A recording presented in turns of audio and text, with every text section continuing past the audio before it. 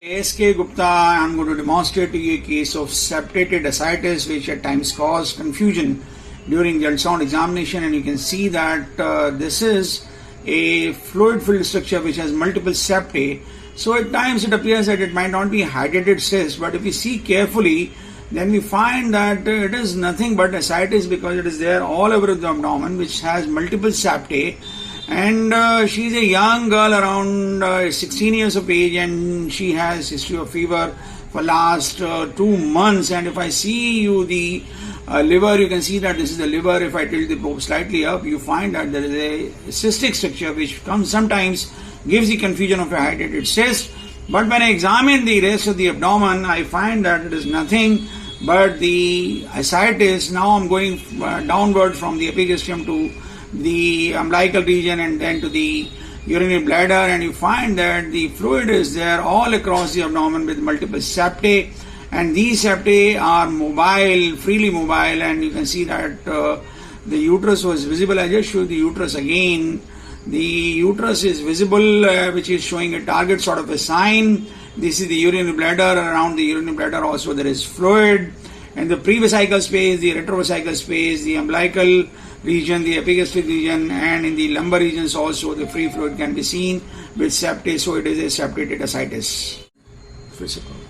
This is the region of the left kidney, and you can see that this is the kidney which is visible, and in the left flank also there is good amount of fluid with number of septae. So this is the left paracolic region which also has the free fluid with multiple septae.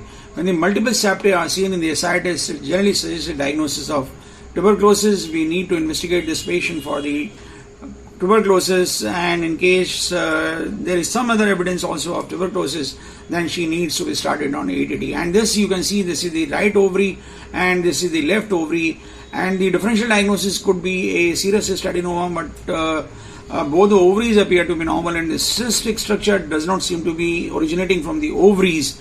So it is quite unlikely that we are dealing with any ovarian malignancy. That too, again, the age of the patient, around 16 years, is against the likelihood of a malignancy in this patient. You can see that this is the left ovary and this is the right ovary, and the fallopian tube, this is the uterus. Here you can see that this is the liver and this is the Morrison's pouch, which also shows free fluid.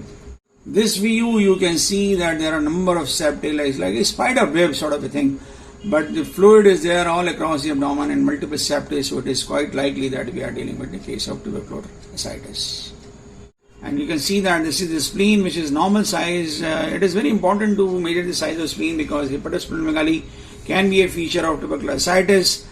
So it is important that we realize that these patients, they may have tuberculosis, and tuberculosis diagnosis can be suspected on cases where the septated ascites is seen. We had seen the pleural cavity on either side, and we found that there is no effusion on either side. So we are dealing with an isolated case of ascites, that is a tubercular ascites, because it has multiple septae, and the septae they generate because the proteinaceous material in the exudative effusion or the exudative ascites, it precipitates and forms septae, and these septae you feel that they are pretty well mobile. In case you like our video, please subscribe to our channel. Do not forget to press the like button and share the video among large number of friends so that maximum number of people can benefit it. Thank you very much.